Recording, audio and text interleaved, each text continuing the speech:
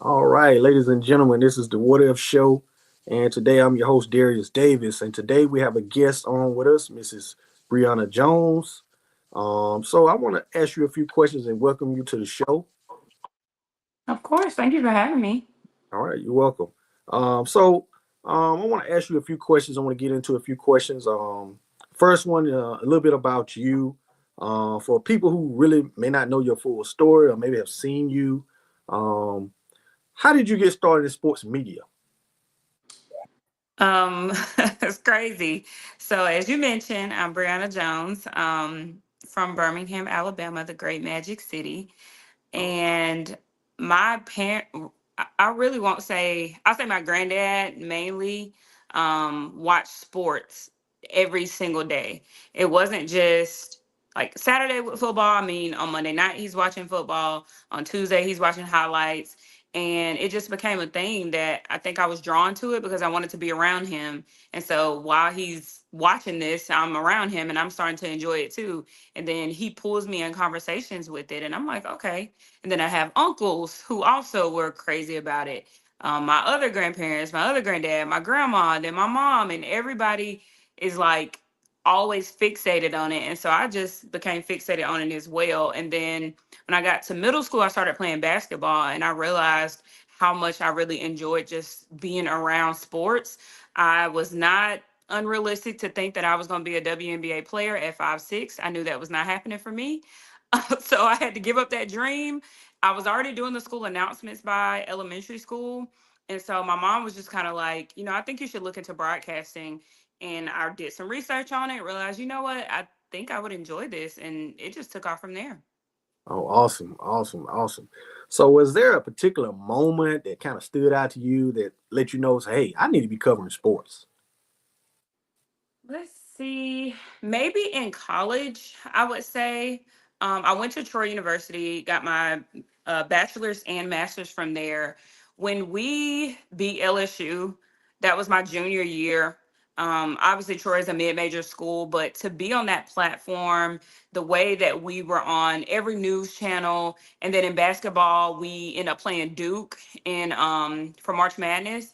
And I just realized that like the platform that my school had, and I was covering them as a college reporter, why can't I have that same platform? And so it was really that moment, I think, when we beat LSU that I just had to like think to myself, and I'm like, Troy is just a start. Like you can do this. If your school can get this far and can beat them, and we almost beat Clemson a year I was there. We beat Nebraska while I was there. And I just started seeing it and I was like, this team is on the highest platform. What's stopping you? And you go to the same school that these players do. What's stopping you from being on that platform as well? So I'll say that game sealed the deal for me. Like, this is what I need to do.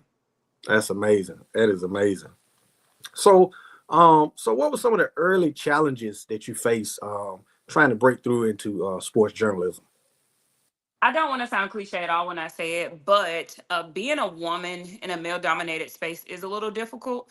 I know some people may just like say it to say it because now there are obviously way more women in the game and sideline reporters and even analysts than when I was coming out of college. It wasn't as common quite yet. It was getting there. But that was a little bit challenging because I feel like you were always tested on if you knew something or not. And it's like, I hung out with more men growing up anyway, being around my uncles and my granddads and everything like that. So just naturally, that's who I would be around, and they would just sometimes poke, not my family, but just people when I got into my professional career, just poke at you and ask you these questions and kind of like shut you out a little bit if you don't know something. And I was like, yeah, that's a little tough because obviously it is different for men, especially if they play football. You're gonna know way more about it than we can. I didn't play, I had to study it. So sometimes that was a little bit challenging, just learning that, learning sports that weren't talked about as much in my house with male in those spaces. The reach, I think, was really hard. I love the state of Alabama, but we really don't have the resources because we're lacking, professional teams. I mean, we have the Birmingham Stallions now, but during that time, we didn't have a professional team. It wasn't as easy to just go and get maybe an internship with these people or any type of connection as far as local stations go. So that was a bit challenging for sure. Okay. Awesome, awesome. I can definitely see that. Like you said, as a young female, trying to get into those doors would be definitely challenging. Right. So are there any people that mentored you or played a big role in kind of opening doors for you that you could think Absolutely. I'm sorry. that you could think of? Absolutely. Starting back in college, I mentioned my dad like first, who was watching sports, and my granddad's. Major thing with them was just helping me understand information. I know that's family, so I mean, I can guess I can say they mentored me as well. But when I got to college, who I call my TV dad now, Aaron Taylor, was a major part in my growth and developing as a reporter. And I actually love him, and his wife Robin really just took me under their wing and just made me a little more polished. They educated me a little bit more and told me some things that really helped me, because no one in my family has been in journalism or had a broadcasting job at all. So I was definitely going in with no help at all, really, outside of doing those school announcements. When I got to my first professional job, or actually before that, my internship, I met Fred Davenport, who is well known around Birmingham for his social media and how he just kind of took over that whole thing in Birmingham. He began to mentor my career and just really help me. And then my first professional job, my sports director there, Carl Prather, played a major part as well in developing me as a reporter. And he actually is the reason I got my first job on air. Oh, awesome, awesome. So, what kind of drives you or keeps you motivated to keep doing this type of work? It's I feel like that's such a loaded question. It's a great question. And it's something that I write about a lot when I journal. It's the passion. I have tried. I literally tried and prayed, and I said, God, if you don't want this for me, you'll take the passion away, because it's so tough.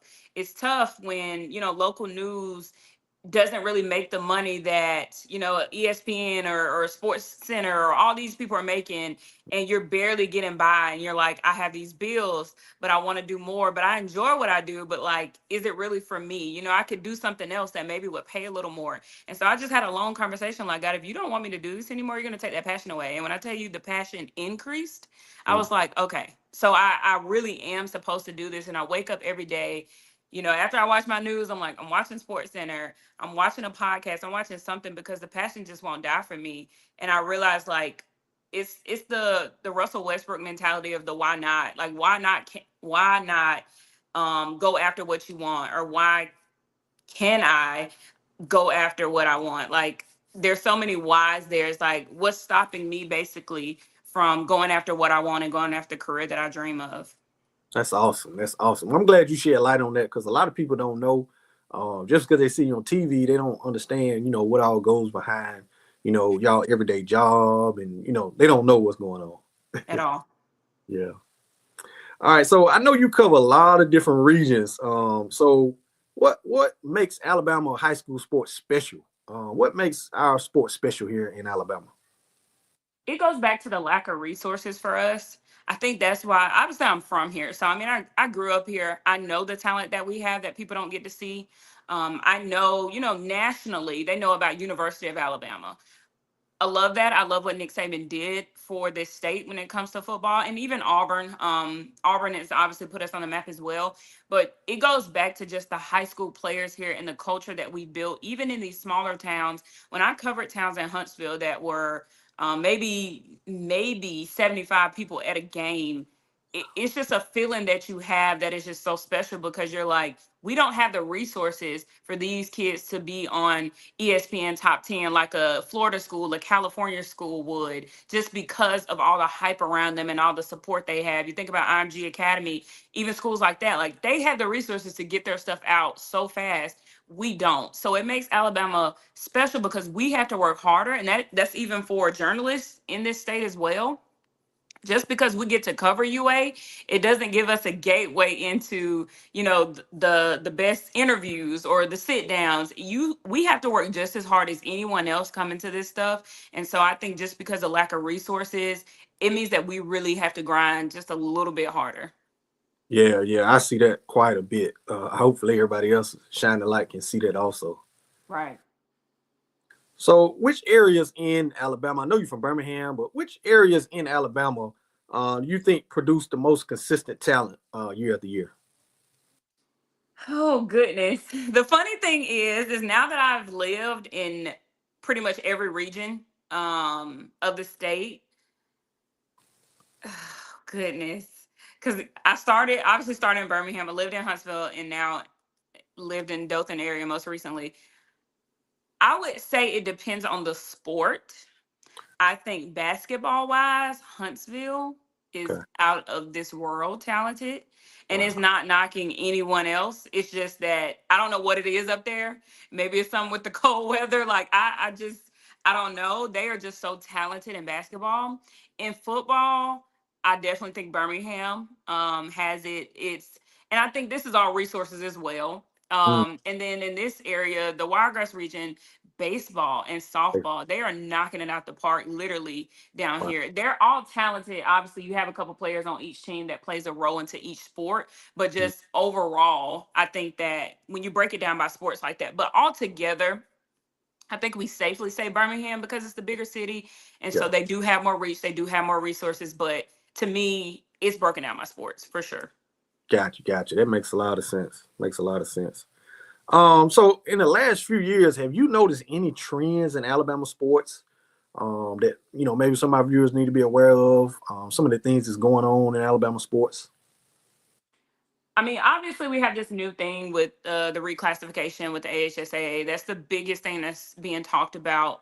Even before then, the changes with transfers for high school students, the number is increasing like crazy. I didn't think I would see it as much here, just because our schools don't really well, we don't have the NIL, in Alabama quite yet. They're like, it's not on the scale I'll say as Georgia.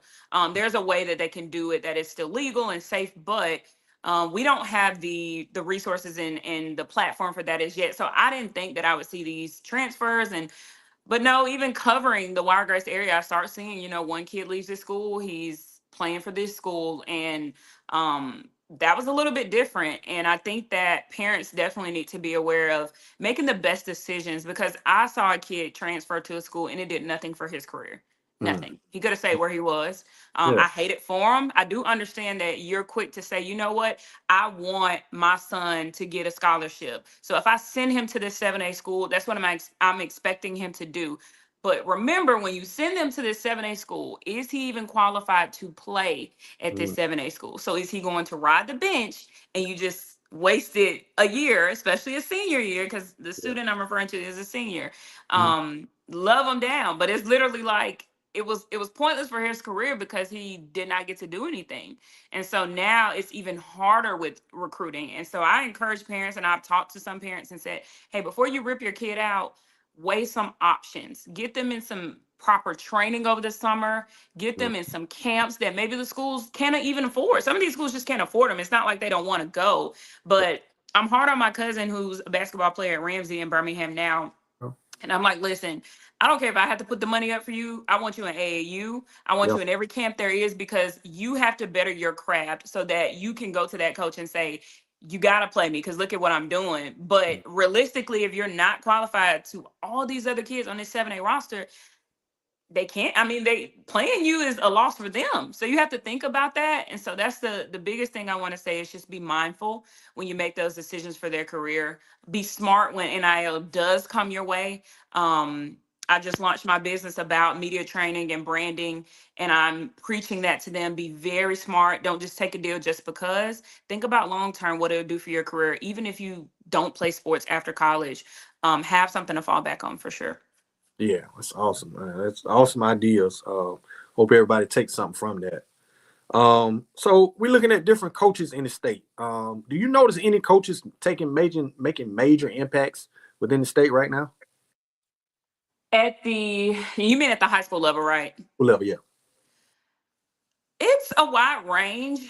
I think I can't point out a specific coach quite yet. Well, let me take that back, because doing some research, I saw Lee County is getting a lot of big name colleges to come visit their schools. So I can tell that they're whatever recruiting process they're doing. Dothan does a really good job of it as well, Great. pulling in some top coaches. But I will say that I'm noticing like coaches are just adjusting to all the changes at the same time. So it is even harder for them. And now with this, reclassification, it may be even more difficult for them, or it may be easier.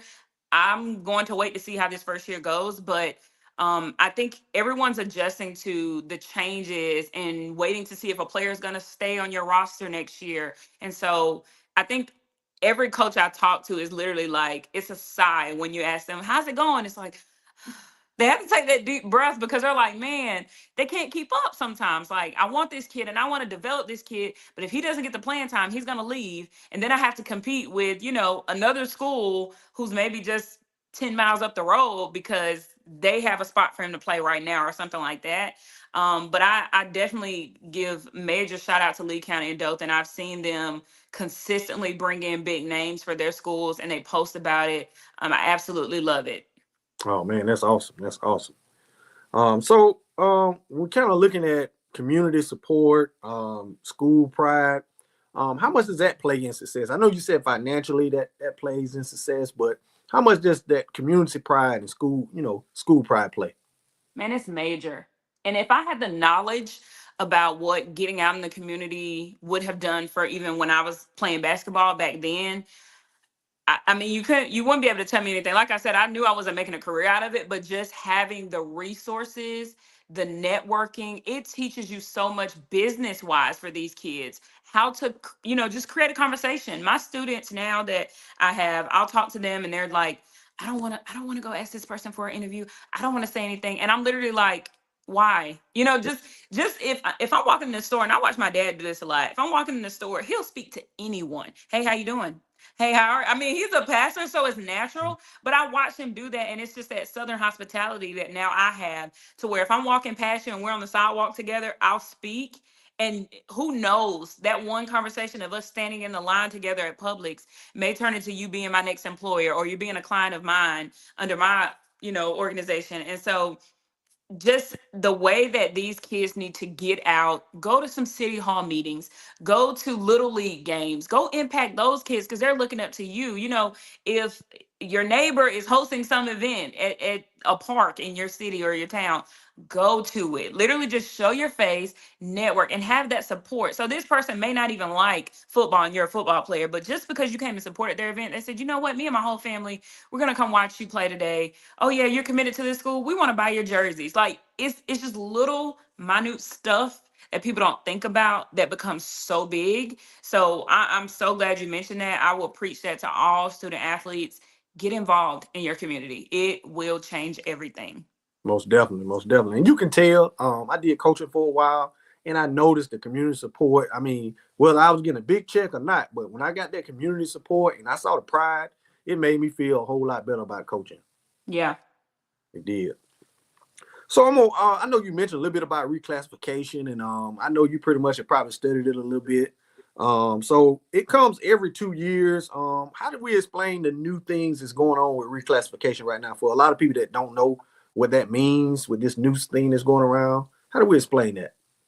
The best way to say it in simple terms, and it takes a lot of reading. I'll tell anyone, you definitely need to go to AHSA site and Mhm. just read it. But the best way that I can tell you what the major portion of this is that everyone is in an uproar about, private schools can no longer compete at a championship level against public schools. They have to compete against private schools when it comes to that, but they can play public schools during regular season. Mhm. That was something that confused me at first when the news was coming out. It was just so much going on, a lot of Mhm. people saying a lot of stuff, and I was like, you know what, let me get the gist of what this is. And so Yeah. they're basically saying like, hey, when you get to that championship ring, you have to play somebody that's exactly on your level. But Mhm. throughout the school, if you want to schedule, a 7A or whatever in your private school, you can. That's fair. They're fine with that. But it's just the championship situation has changed a little bit. I think this has been in talks for a while, but they were fighting it. Mhm. And I get both sides. I'll tell anyone I understand both. I get the frustration and I get the happiness for it. So some kids, the best way I thought about it when I was breaking it down is like, if you're in the Dothan area, you're a little bit familiar with Northside Methodist versus Houston Academy. Houston Mhm. Academy is a private school that has a little bit more resources. Okay, they can compete with you better athletically. They went toe to toe with Dothan what 4 years straight in a Mhm. basketball tournament. So they can stick with you. They can get there, and they may not have won any of those, but the fact that they get there, they can beat everyone else out, is because they have the opportunity to give some scholarships out for academics and get you on and develop you into a better athlete. Northside Methodist does not have that same luxury.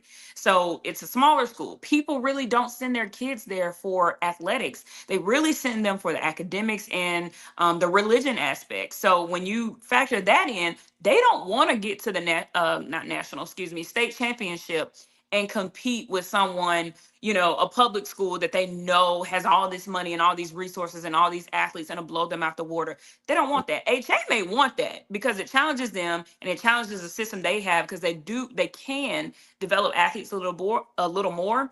But like I said, Northside Methodist, it's like we don't have the same luxury. We don't want that. We want Yeah. our kids to just play a team that's kind of like them and call it a day. So that's just really the gist of it. And Uh, oh my gosh, you could probably write a book about what's about to happen, truly. yeah. Awesome. Awesome. Awesome. And there was a lot of surprises within that reclassification. Is there anything that stood out the most to you that you noticed? You were like, wow. Not really, because again, I think it's been in talks. The new HSA executive director really came in and immediately did some things. And I don't, a lot of people in the Wiregrass would know, like, we saw a couple of schools in this area get hit with some fines. Mm, And some of these coaches came out and said, hey, I've been doing this. I've been operating like this. Why am I getting fined now? A couple of suspensions were handed down for, mm, some bona fide moves maybe were not happening. So he came in so heavy on, I guess, what he would say, correcting some things, that when this whole reclassification came out and all the other changes with the AHSA, I was not shocked. I was like, this guy's not playing. mm. Heath is coming in and he says, you know what? This is the way I want the state to be ran. And I have the support. Clearly, he does. And so I guess he's just changing athletics as a whole for our state. Awesome. Awesome. Awesome. That's great information. So if we look at some of these schools, do you think any of them would benefit from this reclassification situation? Well, like I mentioned, you consider Northside, it's definitely a benefit for them that if they make it to these championship level or playoffs, having them compete with someone a little bit on their level is definitely beneficial for them, because there are some private schools that obviously, like I said, still can recruit in a way and give those scholarships out to develop athletes, but there are a lot of them that cannot. And so they can match a little more with schools that are smaller than them and don't have the money as well. So for some of them, yes, 100%. Um I think I just think about them the most because one of my closest friends was coaching over there for a while, and I saw some of the challenges he experienced just with resources. It's like, you love this school, I want to help this school, I want to develop this school. I know they're coming here for academics, but let's also better the athletics. But he really couldn't. Mm. And that's just what it boiled down to, is like, if we can't recruit like these other schools and we can't just give out this money like these other schools, what can we do? So I think for them, this would be beneficial. And any other school in the state similar to them, this would be beneficial. Now, some other schools around here, they're happy as well, because it does bump up their competition as well. So let's just take away private schools. This new 4A Region 2 is insane. And when I look at the list, I'm like, wow, these were already talented schools, but now you put them all together. Those games I expect to be packed out. Like Ashford, I cannot wait to see how Ashford does when they're matched up with some of the teams. I know their Coach Stapleton just released their schedule recently, and I'm already like, man, I Yeah. want to be at least two or three of these games, because I know he's about to turn up the heat a little bit. Wow, man, that's awesome. That is awesome. So we're looking at these rivalries, these well-known rivalries for years and years. I'm from an area we had a big, huge rivalry when I was in school. And so, do you think these reclassification may hurt some of these rivalries? It may. I'll be honest. It may, and It's crazy because I haven't even thought about that, because once it's instilled in you, like, this is going to be the hottest game, like Dothan and Enterprise. Come on now, like, we know. I think for them it obviously won't, because they're both going from 7A to 6A, since 7A is eliminated with this. Um, I think that'll still obviously be a rivalry, and they're still like the only two, still the two largest schools in this area. So I don't think it'll change there, but I do think A few of them will change. It's before I even got to the Dothan area, there were rivalries I didn't even know about. And so they would tell me like these two used to be the hottest. Well, some of them now are back in the same region with each other because of the reclassification. So I think it may ignite old ones to come back. But Mhm. I'm with you. I think it may change them. I just don't know how yet. But we may have some new ones spin up as well. I'm really excited to see that side of like what will happen. Yeah, yeah. I looked at some of those new brackets, and I think they had some of the private schools, and then I was interested to see some of those private schools, go up against each Oh other. yeah. Yeah. 'Cause they were in different regions and different areas, so that's very interesting. Right. Um, so one more thing I'm gonna ask you about that reclassification. Uh, so when we look at competitive balance, and that's kind of out the window, how does that, how should fans um, understand about, since competitive balance is out the window, and now you have the Choose Act, which probably doesn't play effect anymore. Hmm. Um, how would that kind of confront things, dealing with the Choose Act and people being able to get funding and go to another school without it being a financial burden? This goes back to, as I was mentioning, like when before parents just up and pull their kids out of a school and move them, you really have to weigh every option now. But I want them to also realize no matter what the situation is, your child just needs the support. It doesn't matter if they're at a 1A school. Because I think about Elba. When Alvin Henderson left, the talk about Elba dropped a little bit just because, hey, we don't have him here and we don't have Caden here. And, like our star athletes are kind of leaving. What do we do now? What do we look to now? That school still needs support. It doesn't matter who goes there. Alvin probably had the opportunity to go to another school. Enterprise is not that far. He could Hmm. have easily moved over and came right on this roster with all these other, 4-star, 5-star athletes, and he chose to stay at a 1A school and still made it on an SEC roster. So I think that needs to be considered is that, like you said, you have the opportunity to do what you want really with your kid now. This was not the same luxury when I was in high school or people before me, but Hmm. before you do it, weigh the option. Remember the platform you can have by staying at the school you're at, getting the community involved, as I mentioned, getting the right support behind them, and then putting them on the highest level. What I'm fearful of, and what I have been when I start seeing it happen, is like we make these super teams in this area, and everybody's on one roster, and then there is no competitive balance, like you said. It goes out the window because if you have all the top players, I Hmm. mean, how can my child even compete with you? And it's not, nobody wants to watch a game we know is going to be a blowout. Like, I'm not going to come to that game if I know they're going to get killed. When you had that Yeah, mentality, it's like you want to see a game. yeah. So I think that parents just have to consider that with all the noise that's going around, with all these changes, be very mindful where you put your child, please. Oh, that's great advice. Great advice. I know you covered so many players all these years. Who are some local athletes this year we probably need to keep an eye on? Oh man, I love this because I love to give my kids all the shine. Diggy Coleman is the first name that I'm gonna say.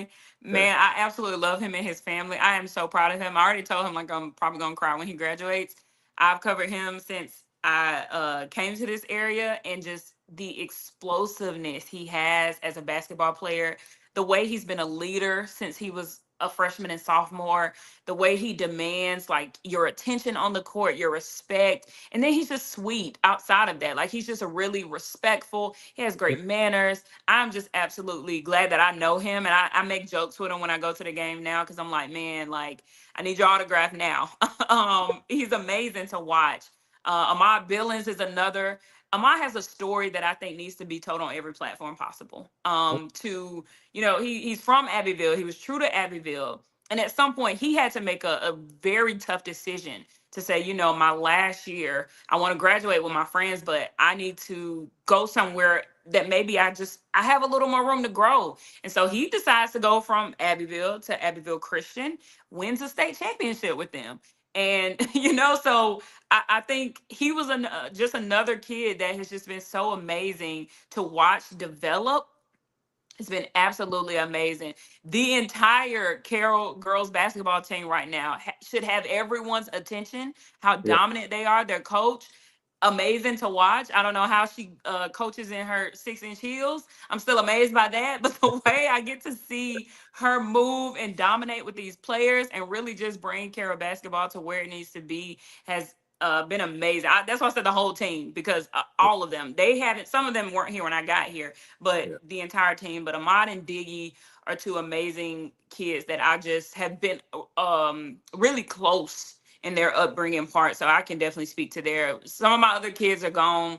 Kaden Mitchell is gone. Like a lot of those, Eric Winters, all the kids at Enterprise that I had, Andrew Purcell, they're all in college now. But just this year, I think everyone needs to pay attention to where Diggy is going. Ahmad is already committed to Missouri, but we need to be like popcorn close to the TV to find out where the heck Diggy is going. I'm hoping he Yeah. goes to Troy and he Okay. links back up with Thomas Dowd, Yeah. because obviously I went there, but to see their chemistry again would be Yeah. amazing. So Yeah. fingers crossed that he goes to Troy, but we need to be seeing where he's headed next for sure. Oh man, that's amazing. Those are two great players that you talked about, and multiple other guys I know that are going to do great, amazing things. So when you start to look at some of these local programs, I know you mentioned a few local programs. Um, so which one of those programs are trending up right now?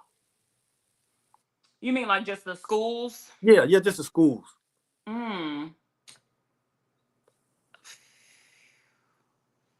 Maybe, and this is a school I didn't mention actually. Providence Christian is trending a lot right now, and I love that for them because they obviously won a state championship last season as well, last basketball season. Have the potential to win another. I think that people are not so focused on going to a school for religion now, realizing that those schools are just as beneficial as a public school. And you're all, if you are Christian, your child is also getting, that word every day, the scripture every day, the prayer time every day as well. So there's double for that. It's a woman that goes to my church now. She talked about how Providence Christian has done so much for her son, and he's younger. But still, I'm realizing now that people are starting to be put on that, hey, some of these private schools that we've, shied away from going to, I understand the tuition aspect as well. If you don't have the funds to do it, there's, maybe some avenues that you can check. Like we mentioned the Choose Act. There are some things that you may have to get involved with to get your kid in there. But I will say, I'm watching Providence get the respect that they deserve. They're getting the attention that they deserve, really to be an elite program, not just academically, but athletically as well. Oh, that's amazing. That's amazing. Amazing school. I've heard a lot about them. Yeah. Just looking at, if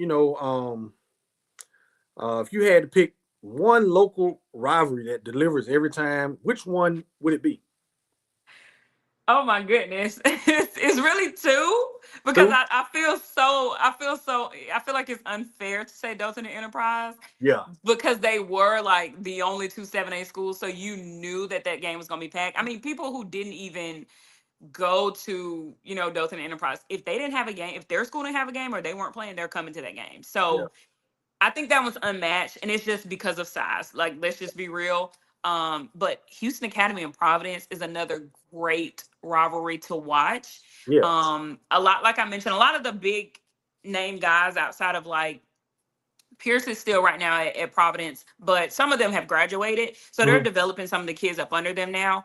Hmm. So it may be like different because they're still finding their way, but it's another good rivalry game to watch. Headland and Abbeville was always a good one. I won't say it's the same with football. Basketball, it is really good though. Softball, baseball, those are always really good if they get to play them, because they're not even in the same region classification at all. But just because they're the only two schools in Henry County, it's normally a good one to watch. But I gotta say, Dothan and Enterprise. It's just the one that me and my girls, we get dressed to Yeah. go to that one. We know we're Okay. gonna have a good time. Okay. Awesome. Awesome. So I'm gonna kind of go into, just looking at Alabama high school sports over the next 5 years. We don't quite have NIL just yet. Mhm. What do you kind of see in the future of Alabama high school sports? I think NIL, Alabama, let's just say this. Alabama is always a little bit late to everything. We still don't have a lottery, and I'm waiting every Yeah. day. I'm waiting every day. We're late to everything. And I think it comes from a matter of protection as well, that our state just wants to do everything perfectly sometimes, and so that is why we don't, like, dip our foot in something that may damage us than do more good. So that's a political front for us. But when you think about athletes, I think NIL is the same way. People genuinely just don't know what it is yet, and it's been out for a couple years, but there are parents who still, that I talk to now, are just like, I don't even understand where to start. What do I get my son involved with? What do I not get my son involved with? There's just so much knowledge that you really have to gain from all of this. And you think about, like I mentioned, Georgia, it was front line on it because there are so many resources there. There's so many schools there. There's, so many professional teams there where they have people who can come in and sit these kids down and tell them, here's what you need to know. Here's what I did. They can go and be at a camp and see a professional player just right there and go up to them and ask them how to do this. Alabama doesn't have the same luxury, for real, for real. Mhm. Thankfully, we have the Birmingham Stallions, and, AJ McCarron is going to be the head coach this year. His career at Alabama, I'm sure he can speak to it, but NIL was not around when he was in college. So it's Mhm. all different. It's all a learning thing. But I would say, and I'm saying this carefully, I would Mhm. hope in the next 5 years we have adopted it, just because I do believe that children should profit off of, their jersey sales or all of this. I do believe that they should make money off of, people coming to a game just to see them. Now, I'm not saying that that limits what the school is making at all. No, I Mhm. don't. I don't believe that. I want every school here to be successful, but I do think that if you're resharing and reposting this kid's highlights all over your social media, and it goes viral from your post, I think we need to find a way that they be paid for it. So I just think, um in the next 5 years, maybe. Now, what I am is a supporter of it being monitored. I think Nick Saban said this. I do believe that, this sounds so crazy because it's like, you don't want to stop a kid's money, but you Mhm. do see the negative thing that comes with it when you have too much money and don't know how to manage it. In Mhm. these places with low poverty, sometimes we can get so excited about getting money, we blow it on the wrong things and we have nothing to fall back on. So Mhm. that's why I say, if it can come with something that is being managed and monitored for these kids to where they're not in debt before they even graduate college, I'm all for NIL, truly. So I'm hoping in the next 5 years that we can have it. I think it will gradually happen. I just think Alabama is just always late to, anything. Yeah, that is so true. If you see some of these student athletes, do you like to see any kind of changes personally in some of the student athletes that you see? Are there any changes that you would like to see? 100%. I'm so glad you asked this because it's a moment to plug my business as well. Yeah. The Brief that launched January 1st, 2026, Oh, is specifically designed for media training and brand development. I need these babies to stop putting their entire life on social media. yeah. Okay. I was a victim of it as well because my generation grew up with social media. So Okay. when I'm talking to my kids now and I talk about Bebo and MySpace, they have no idea what any of that is. Well, Yeah. I grew up with that. And so we treated it like diaries, but we didn't understand what screenshot would be later on in life, and Mhm. how people can remember or took a picture of something you posted and they have it forever. We did not know that. My dad did not know that when he allowed me to have one. My mom didn't know that. Like, I think I got social media before my mom did. Like, she didn't even understand what was going on until later on in life. And so I really think that, now this platform that I've created is just for me learning my own stuff and saying, you know what, I want to pull these kids in and mentor them and really say, hey, let's stop. Let's rewind a little bit. Let's think before we post this. And I Yeah. mean anywhere. Because what we also done is, you have your close friends on Instagram and you're like, I'm gonna put in my close friends. Absolutely not. There are people around you sometimes that you don't even realize are out to make you look crazy. And they're out to gain off of your NIL, your name, whatever you have attached to it. If I can expose that this person was in my DMs, I'm gonna do it. I saw it happen to Zion Williamson when he Mhm. first got into the league, really, or before he left Duke. Yeah. Everybody screenshotting that he tried to hit them up when realistically he's just being a teenage boy. That's what they Yeah. do. Yeah. But you have to be mindful what you're gonna share with the world. And so now that is the biggest thing I'm seeing. I really want kids to consider what a brand is. I Yeah. want them to, talk to someone. And I mean, I'm offering my services anyway. Like, come talk to me, Schedule a session with me. Let me really tell you how important it is to secure your brand because it follows you not just for college, not just for high school, literally for the rest of your life. Someone would always attach a post that you made in 2016 with you in 2030. So just be mindful of that. That is what I'm seeing now that does concern me. It's like, dang, they're sharing everything and people just screenshotting it. And then they're waiting for you to blow up to be like, look what this person said to me. Okay. Awesome. Awesome. Now, I know that you mentioned your business. How do anybody get in touch with you with your business if they want to enroll their child in your services or they want to get in touch with you? How do they do that? Just through social media. If you message me on my Facebook or my Instagram, so Facebook is obviously just Briana Jones. My Instagram is Briana JTV. If you just message me, I literally just go through my calendar, see what days match up with you. I have not created a booking site yet because I have this goal of like when I get this amount of clients, then I'm gonna create a booking site. Because people have asked me like, where do we book? What do we do? And I'm like, it's all strategic, y'all. That's in my mind. Is like, you cross out something with your business when you become an entrepreneur. Like, okay, I got this. Now I have 5 clients. Now I can make this. And so all you have to do is just message me. I'll see what days and we can do it in person or on Zoom. I would love to do in person too, to really like pull up your social media on a Yeah. laptop and say, hey, let's delete this post. Like Yeah. get it down now. Awesome.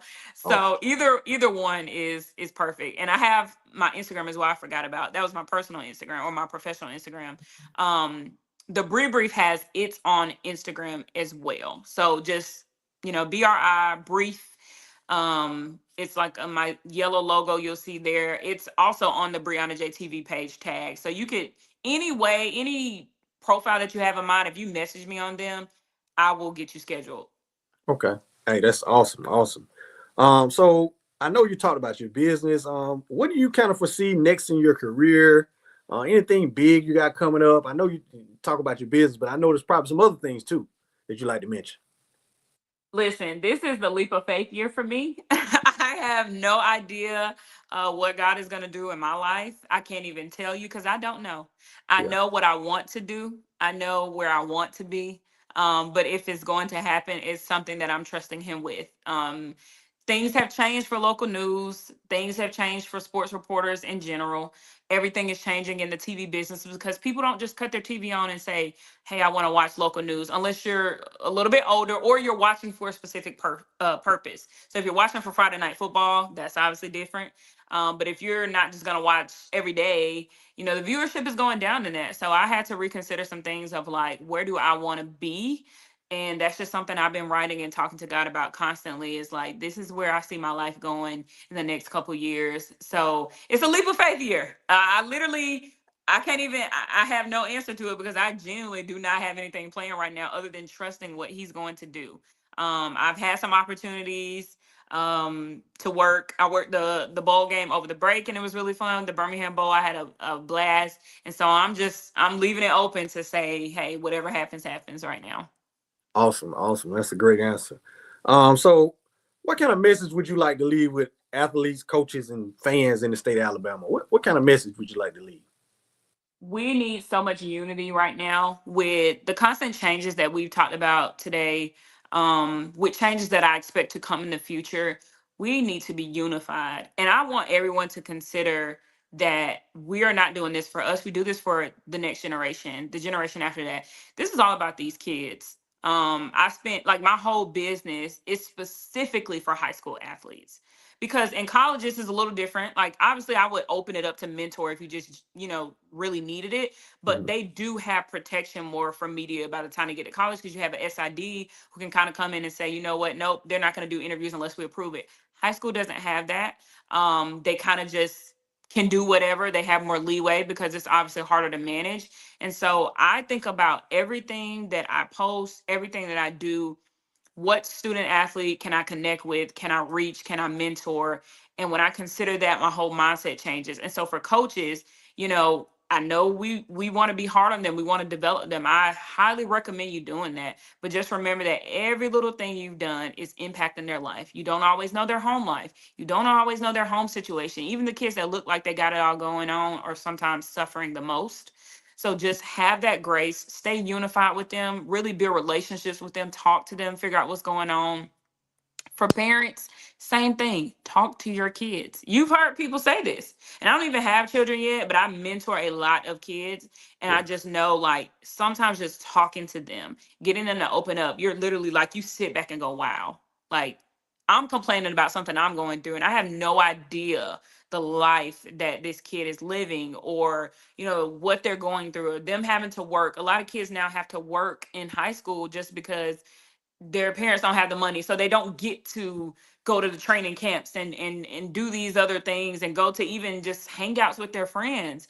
And so I'm preaching to every person, unify yourself, like literally unify yourself in a group, get unity in your mind, that we need it so bad right now if we really want to help the next generation be successful and impactful to everyone else behind them. Awesome, awesome. I'm so glad to have you today on my show. You brought some great advice, and I just want to make sure that anybody that want to get in touch with you can get in touch with you. Social media. Is there anything else that you like to add before I close out? No, I just have to thank you so much for bringing me on. I do not take podcasts lightly at all. I think if you want to hear me yap, because I could talk for hours, Yeah, then you must be a great person. So thank you so much for having me. no problem, no problem. Thank you. So I'm right here with Miss Briana Jones. I appreciate her on my show, and next time for everybody. Thank you guys.